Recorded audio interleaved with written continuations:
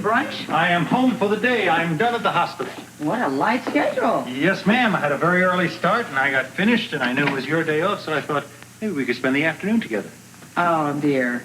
What have you done now?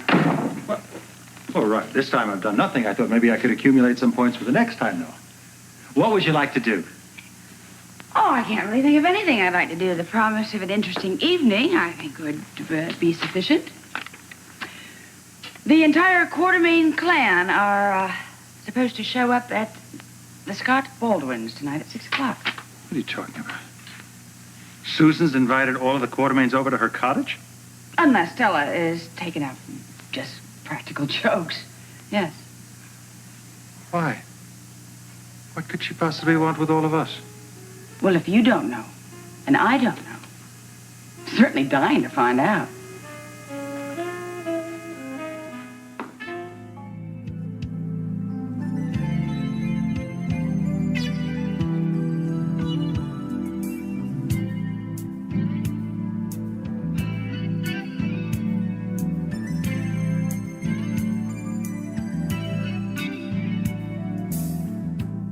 Morning.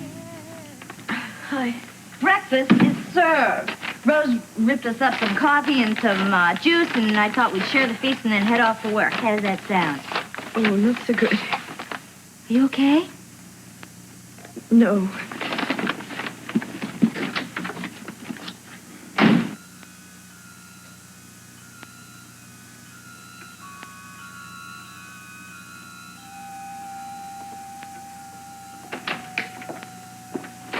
Good morning, Dr. Bushell. How is he? He's still unconscious. Have there been any inquiries? Nope. He's been here for 4 days, and there haven't been any inquiries and no identification. That's strange. Well, judging by his clothes, he's not a bum or a transient. He's bound to have relatives, friends, someone, somewhere. Well, maybe they just don't know what happened. 12 people killed, over 20 people injured in that avalanche. It's been in every paper in the country. How could they not know? Well, it's possible he didn't tell them where he was going. Anything's possible, Miss Judd. It's possible this man may live. It's possible he may regain consciousness. If he does, he'll need surgery, in which case we'll need a friend or a relative to fill out the necessary forms. Is it possible he'll ever regain the use of his legs? I don't know.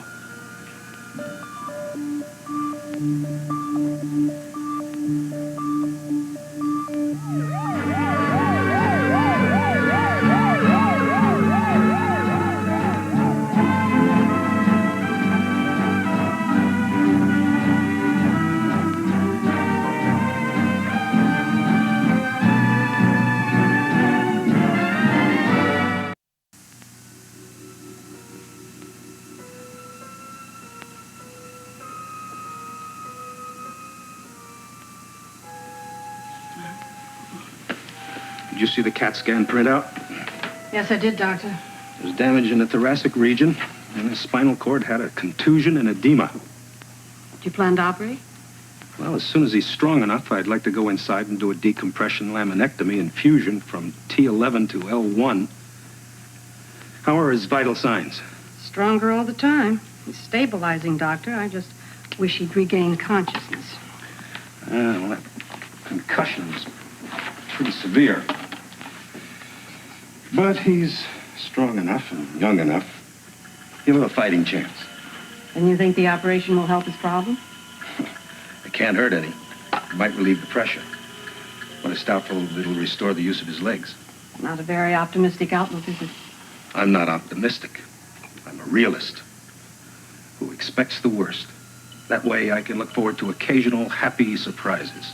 What do you think the chances are for a happy surprise in this case? Slim to none, Miss Judd. In my opinion, this man will never walk again.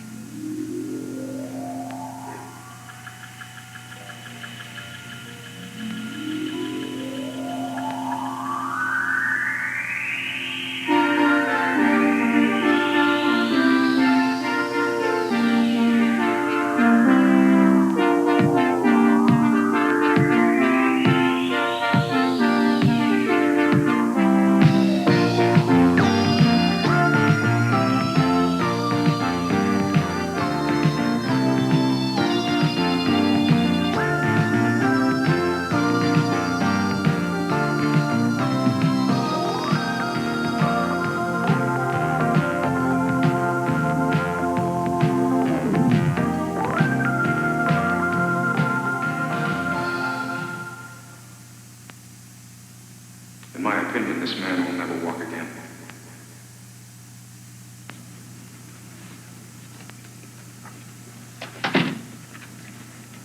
Sorry about that. What's wrong? I'm not sure. It's probably just a nervous stomach. How long has that been acting up? It just started. One minute I was fine, and the next I could hardly stand up. Maybe it was your mentioning food. You feel better now? Yes. Well, at least my stomach does. As for the rest, There's a lot of that going around. flu? Grief. What am I going to do? I feel like my life is over. Holly, you are very much alive. You've got your health, you've got friends, and you have a future. Now, what you do with that is up to you. You can go on with the business of living, or you can just check out and sit around here and feel sorry for yourself. I think you have much too much going for yourself to do that. So what's it going to be? Am I going to help you get dressed, or you want me to shut the door on my way out? You sound like Luke. Well, I'm a Spencer. Could I miss breakfast? Okay, just this once. Well, you better stick around because I'm not ready to retire just yet.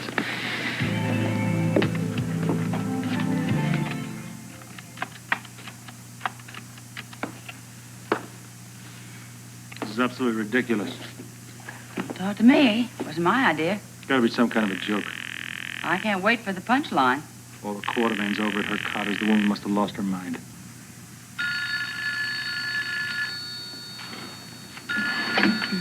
Hello. What the hell are you up to? Well, good morning, Alan. I'm just fine, thank you. I just thought it might be nice if you and Monica and Lila and Edward joined me here about 6 o'clock. Is that convenient? No. Now. I know that your mother just got home from Palm Beach last night. You have no excuse. I do have a very good excuse. My mother was in an automobile accident in Florida. Oh, well, I'm very sorry to hear that, but I imagine if she was well enough to make the trip all the way from Florida to New York, she could certainly manage a drive over to my cottage. Susan, you're not going to see any of us over there. I think I will. All of you. Eagerly. I can't imagine one possible reason you could have for us to wind up over there. I can. Crane Tolliver. What's a Crane Tolliver? Or should I say who? You should tell your parents that I have a message for them from Crane Tolliver, and that I won't deliver that message until all 4 of you are right here in my living room. Why should I go on ahead?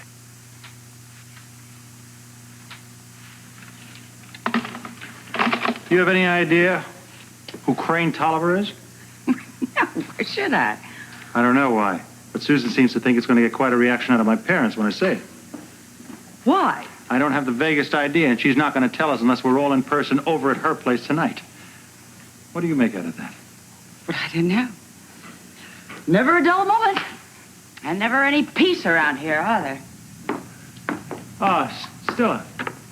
Yes, sir. Is my mother upstairs? Yes, sir. Oh, good. I must go and talk to her. Wait a minute. She's still asleep. After that long trip, she was just exhausted. Yeah, well, what about my father? Is he home? Oh, I'm afraid he isn't. He went to an early business luncheon. But he should be home fairly soon. All right. Well, I'll have to wait. I'll ask him when he gets home. Yes, sir. Crane Tolliver. Who the hell is that? Well, I gave you the thing for $3. Now you want $6? Haven't you heard of inflation? It's not inflation. That's robbery. It's for a good cause. My education, a good cause? No. Gas for my boyfriend's car. I'm sick of double dating. Oh. All right, $6. Take it. Have fun. That's the idea. Yeah. Hey, Blackie. Hey, what's going on, boy? Gotcha. 3. You got me cornered. What do you want? Well, these are the terms. Your surrender. Master Parrish. That's cute. What is it? The key to your future. Oh, well, things aren't going so well. I'd rather not know. Just read it. We have other places to go. All right. Back in Parrish. Bid party. What's that? It's the last step before you're asked to join the fraternity. And not just anybody gets invited. You get one of these and we're serious. Yeah, well, I'm not. But Dr. Weber was an alumnus. When the fraternity asked him, he accepted. I mean, Omega Delta hasn't changed. Yeah, well, times have changed. Let him go. He'll have a good time. Me, you can count me out, all right? Think about it. Why waste my time, huh? Well, you change your mind. You're always welcome. Thanks, but no thanks. It's your funeral. Yeah. I didn't know the circus rolled in town. Shit. Master Parrish. Blackie. Forget it, Tommy. Forget it. What? I ain't going. Where? To the party tonight. I'm not going. They asked you? Yeah, to the bid party. Don't act surprised. Take a look at this. Where'd you get this? I've been looking in my mailbox every day. They just handed it to me. Maybe they messed up on the mailing or something. Really? Yeah, but you're gonna have to go by yourself, Tommy, because I ain't going, okay? Those guys were fun at first, but I'm telling you, I can't take it no more. I'm not gonna make a career out of hanging out with those guys. I can. Yeah, well, you knock yourself out. They're all yours. Blackie, you think maybe they don't want me? I mean, what if they don't ask me to pledge? Come on, they love you. You're real OD material. Don't worry about it. Thanks. Yeah. Yeah, they just messed up on mailing me. Sure. I'm gonna be bid after all. You're really serious about this thing, aren't you, Tom? It's my world. One of us is from Mars. Let's get out of here.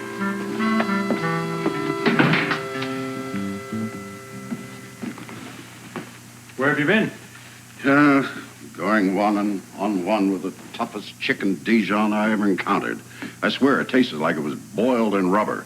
If I go to any more business luncheons, I'm going to brown bag it or I'll die of indigestion. That's the least of your problems. Yeah, what are you talking about? Susan Moore called. Well, so she's no concern of mine. All I'm interested in right now is a double brandy. Try to get this horrible taste out of my mouth. I have a little treat that may clear your palate, sir.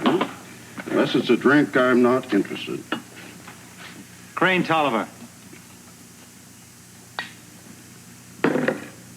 What did you say? Crane Tolliver. What makes you bring up a name like that? Susan Moore mentioned his name to me. Really? Mm-hmm. What else did she say? She said she's got a message for you and Mother, but she would only deliver it in person if the four of us showed up at her cottage tonight. Why? I don't have the vaguest idea, but I think you owe us an explanation. Yes, I think you do, Edward. Why would the illustrious Queartermaines be interested in a message from Crane Tolliver? I have to talk to Lila. That's not an answer. I'm sorry, it'll have to do until I talk to your mother. Do you get the feeling we walked in late on this show, Monica? Curiouser and curiouser. Oh, Stella, has Mrs. Queartermaine awakened yet? Oh, yes, sir. She just woke up. Good. I have to talk to her right away. Oh, is anything wrong? You bet your life.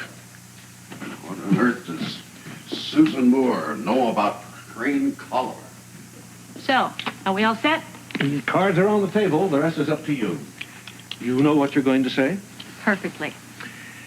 Play the cards right, and we'll both rake in the chips. What I want to see is the look on their faces when they find out what I know. You'll have the best seats in the house. I'm just sorry I won't be here to watch you work. Don't let them intimidate you. Oh, don't worry about that. I'm at my best when I deal with the Queartermaine. I know. Why do you think I looked you up in the first place? Good luck. We don't need luck. We've got all the cards. All I have to do is play them out. Give them hell, baby.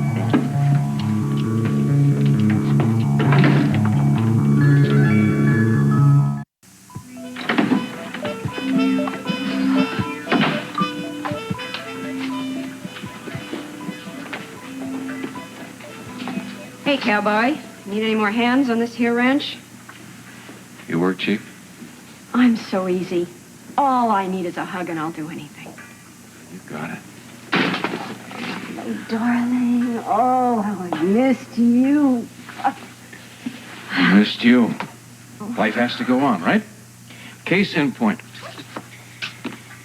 You can easily see that you were not missed. Love notes, I hope? Well, mostly, unfortunately, from the hospital. A couple calls from Jimmy Lee Holt, or Queartermaine, depending upon who you talk to. I don't use last names. First name only. What did he want? Did he say? Yes, he wants to be released. He thinks that he is ready to be discharged. Yes, well, he's right. We think he is, too. In fact, the first thing when I get to the hospital, I was going to stop in and see him. I should really just go right over there so I'm not late. I've got to get to the university. Higher education calls, lecture, and...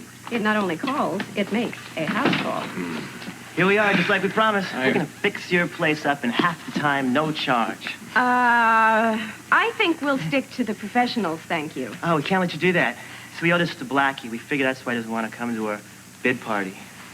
Blackie turned you down? Wouldn't even consider it. Of course, you're still invited. And if you can convince Blackie to come along, that'd be great. Well, I'll give it a shot. Rick, Hey, it's for Blackie's own good. Rick. He is old enough to make his decision about something like this himself. Sometimes I wonder lately. I think this is an area where we should maybe mind our own business. I have to get to work. See you later. Bye, guys. Mrs. Leather. Yes. Don't you want to see the wallpaper? Do I have a choice? Oh, we brought you a whole selection. Show her, come on. Nice, huh? Well, gee, that's just terrific for a dorm with a lot of posters on the walls where you never turn the lights up very high. They're all yours, Coach. Aye. Holly, what are you doing here all by yourself? You shouldn't be alone. I'm waiting for Bobby to join me for lunch, but I was so hungry I started without him. Oh, don't let me interrupt you. I just wanted to tell you that Audrey and I deeply sympathize with your loss.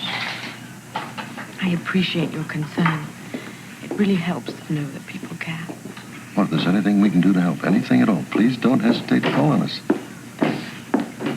Hello, Steve. Better hurry up, Bobby. It looks like your lunch date is almost finished eating. Oh, I'm sorry I'm late. Oh, you're not. I don't know what it is. Maybe it's because I skipped breakfast, but I was ravenous. In fact, I still am, so would you excuse me whilst I'm just going to get some more food? I won't be a minute. How does she look to you? Well, I think she's holding up very well. Holly's a strong person, just like Luke was. She has his appetite, doesn't she? Well, that's always a good sign. But if I were you, Bobby, I'd hurry up and grab some lunch before Holly cleans out the cafeteria.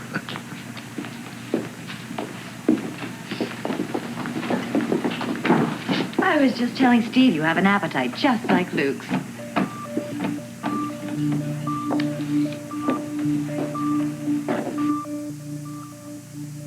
Never walk again. Never walk again. Never walk again. Never walk again.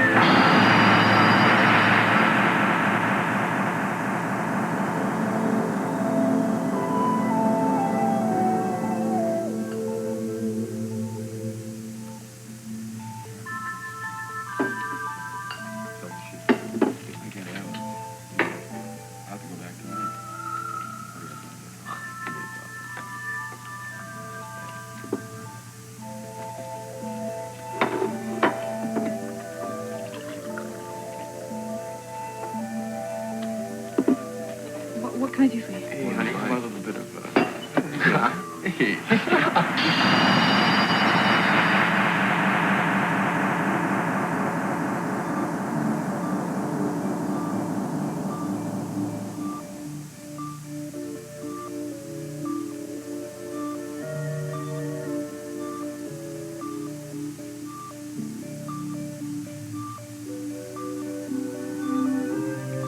Morning. 「 Morning. 「 " 「 " 」 " 」 " 」 " 」 " 」 " 」 " 」 " 」 " 」 " 」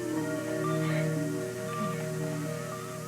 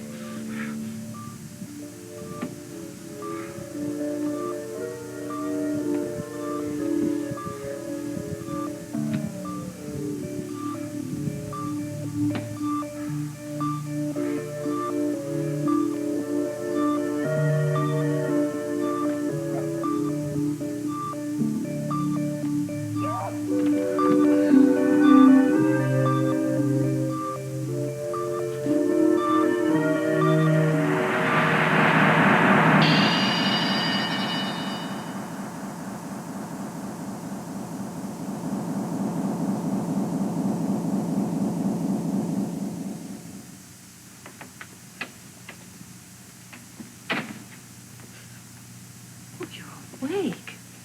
Oh, you're feeling pretty frightened, I'll bet. Oh, don't be afraid. We're going to take good care of you. You're in good hands.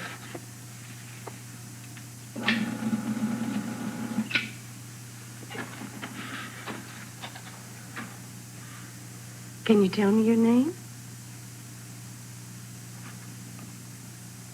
I don't know. Don't worry about it. I'm sure it will come to you. I'm going to go get the doctor now. In the meantime, would you like to listen to a little music?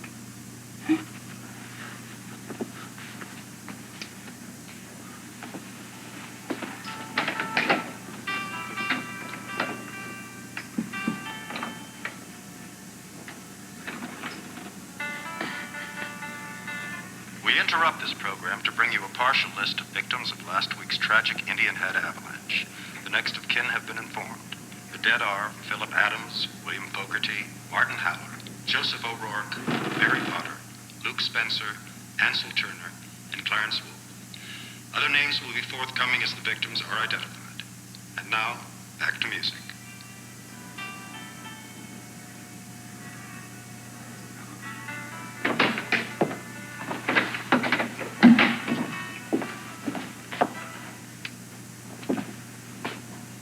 Good afternoon. Welcome back.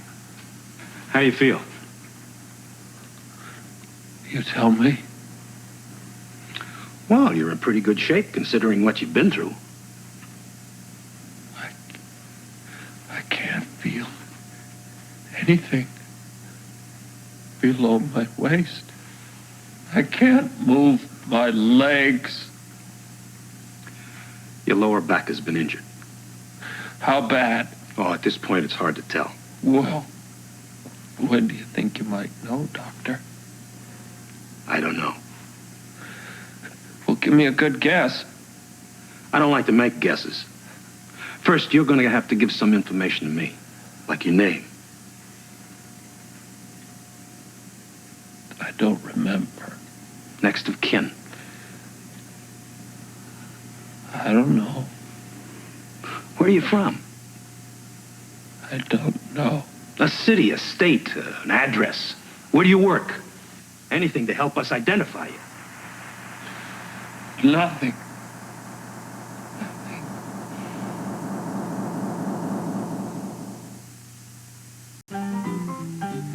Hey, Blackie. What's going on, Doc? Did you give a lecture here or something? Yeah, I just finished. I've heard some rather disturbing news. You're not going to the bid party tonight. No, you talked to Tommy. Do you have any idea what an honor it is to be asked to a really fine fraternity? No. Those guys are a bunch of ego heads, man. That's all they care. They're into a big ego trip. If I want to prove how great I am, I'll do it on my own terms. I don't need those bozos. Well, that sounds good. That sounds very good. However, you might be missing something of value. You're really serious about this whole thing, huh? Yeah, I am serious about it. There are some very good things about fraternity life. Yeah, well, I'll take your word for it. Then fine, why don't you try it? All right, I'm only going to the party, though, for you. That's fine. A step at a time. I'll take it. Yeah, well, this is the end of my stepladder, okay? You know, if you can't realize what's going on here, all they want is Tommy Hardy. They're just dragging me along to get him in the thing. As soon as he gets in there, I'm history. I'm out of there. We'll see about that. Okay, if they bid me tonight, I'll buy you a beer. I'll buy you 5 beers. Well, in that case, I'll stay very thirsty. Good. Maybe I'll ask Steve to come tonight as my guest. Might be fun.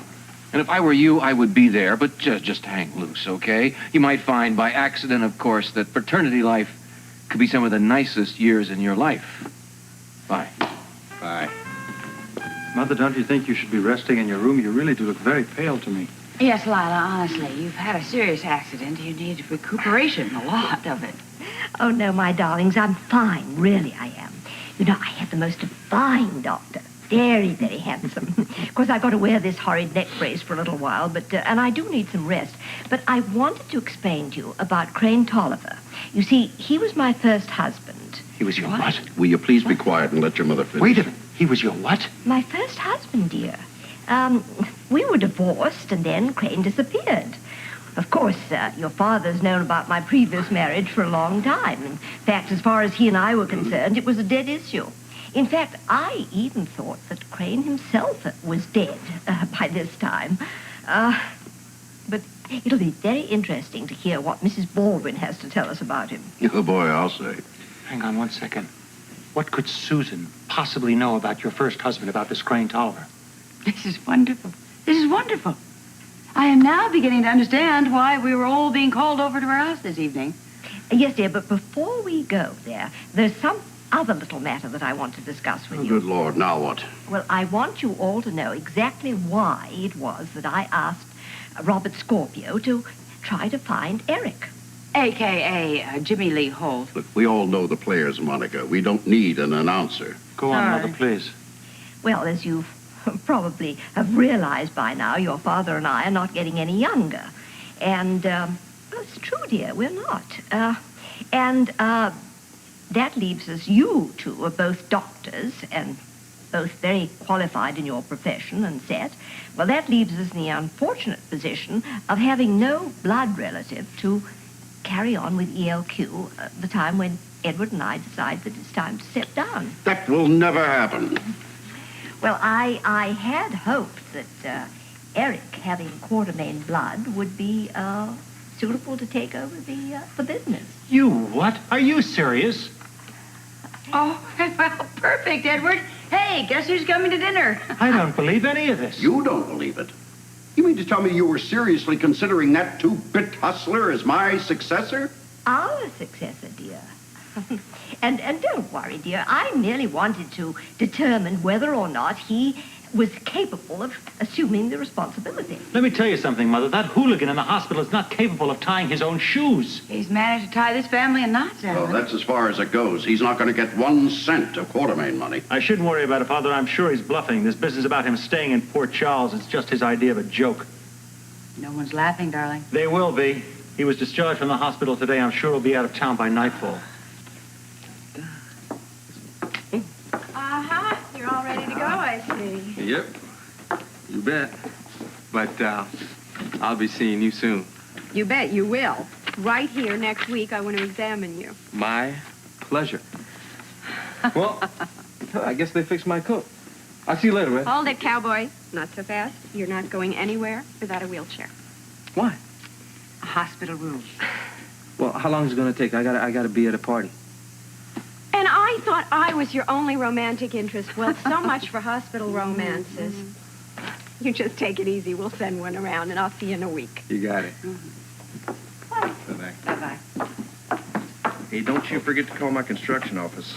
I should be out of here by next Friday. I'm sure I can fix you up with something. You know, I gotta say, I really appreciate that. You know, Problem. What do you got there? I'm not sure. As far as I can tell, it's some sort of a party. Whatever it is, I'm gonna check it out. I wonder where that wheelchair is.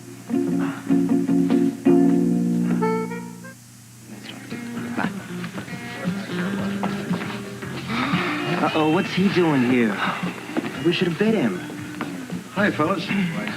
Tommy and I certainly appreciate being invited here tonight. I can't tell you how happy I am about it. Me too. Well, glad you could come. Hey, Douglas. Oh, quiet. So what if he's here? Not everybody at the party gets bid. They know that. Yeah, but what's going to happen when he finds out we don't want it? Hey, guys, don't worry about it. I already know. What? How? About being bid, I mean, I know you guys aren't going to bid me, but don't worry, I wouldn't have joined anyway. You? Yeah. Now, can we go home now, please? No. Who asked you? We're not talking about you. Who are you talking about?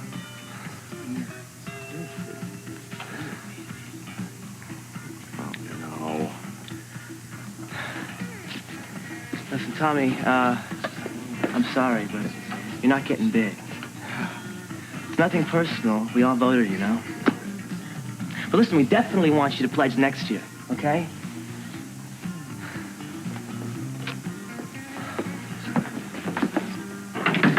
It was nice of you all to come on such short notice. I realize how busy all you Queartermaines are. Please, have a seat. Would you like to take your coat off? I'll keep mine, thank you. This better be good. I don't think you'll fall asleep. Hello, Edward. Miss Moore, Baldwin, old habits die hard. If at all. Well, tell me, how is married life treating you? Just about as I expected. Well, is that good or is that bad? It's irrelevant. Could we please get on with it? We're all very anxious to hear what you have to tell us. Yeah, for the life of me, I can't think of anything that we have to talk about. Oh, I believe there are a few matters we might discuss. Well, if you expect to drop a little bombshell on this family by telling us who Crane Tolliver is, I assure you, we already know. I figured you did. I assumed Lila told you that Crane was her first husband. Are you inferring she hasn't told us everything? I think Lila probably told you everything she knows. Oh, there's more? Let's just say that Lila thinks she has nothing to hide. I beg your pardon? What do you mean, thinks? Ah, that will conclude our family gathering here. Edward, would you get that, please?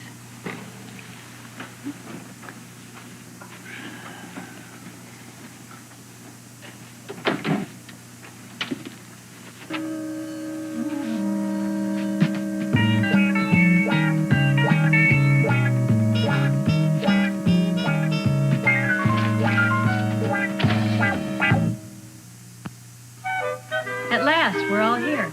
I wasn't sure you could make it, Mr. Queartermaine. Jimmy Lee will do for now. I'm Susan Baldwin. Nice to meet you, man. Come on in, have a seat. I believe you know everyone here. And, very nice to finally meet you, ma'am. Thank you. If you would have looked for me in Indiana rather than in Europe, we would have met a long time ago. What a pity. I guess we could get started now. As you know, I am serving as a messenger for one Crane Tolliver. When I suggested that Lila did, in fact, tell you everything she knows, I meant it. But you see, even Lila doesn't know the whole story. I beg your pardon? It has a rather interesting twist to it. You see, Lila wasn't once married to Crane Tolliver. She still is. What? That's ridiculous. In fact, Lila, you are a bigamist. Your marriage to Crane Tolliver was never dissolved. And that, of course, means that your marriage to Edward is illegal. Which also means, Alan, that you and Tracy are illegitimate. Oh, no. As for you, Jimmy Lee, according to my calculations, that makes you doubly illegitimate. I'm sure there's some kind of a term for that somewhere. At any rate, since I was sure you weren't going to take my word for this, I have proof. 2 documents. Take a look and pass them around. As you will see, the first one is a copy of the original marriage certificate, all signed and legal. The other one is a divorce decree. This one, however, was never signed by the judge. It's as useless and as illegal as Edward's marriage to Lila. Lord, Lila, it is true. You never were divorced. I feel faint. Take me out of here. I'm sorry. I tried to break the news as gently as possible. Okay. What do you want? You know, just seeing the looks on your faces is almost payment enough. Almost. You heard me. As for the rest, I haven't decided yet. But don't worry. I'll be in touch. You can't possibly do anything like this, Susan. That's it, ladies and gentlemen. Showtime is over. Thank you all for coming tonight and being such a wonderful audience. I hope you all have a nice evening. You are never going to get away with this. Never. Go home, Alan. Enjoy it. Well, you still can. Tommy, it's not the end of the world. Of course it isn't. He just feels that way at the moment. Just can't figure out why I didn't make it. Listen, Tommy, it has nothing to do with you. It's those yo-yos at the fraternity. They just didn't realize your qualities. They wanted Blackie. I'll get it. Oh. Well, if it's a bad time, we'll come. No, it's quite all right. Come on in. Well, it's my idea to come by. I just want to tell you, Tommy, that I'm not going to join that fraternity. You don't have to do that for me. I wouldn't have done it anyway. You know, maybe you should pledge with the ODs. Why? Because having a friend in the fraternity may be my only way of getting in next year. Excuse me. I guess it meant a lot to him. I think it means more to you two guys.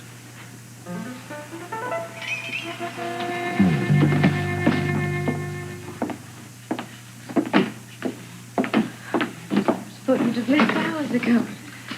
Unfortunately, surgery doesn't arrange itself to suit my schedule. I still got another one I've got to do tonight. What's your excuse? Well, I stopped by to get a drink before I went home. My stomach's feeling funny again. I don't know what it is. Could be the start of an ulcer. Or it could be stress because of what happened to Liv. Have your periods been regular lately? No, I'm late. Holly, you better see a doctor. Yeah, well, I guess I'll make an appointment for an examination.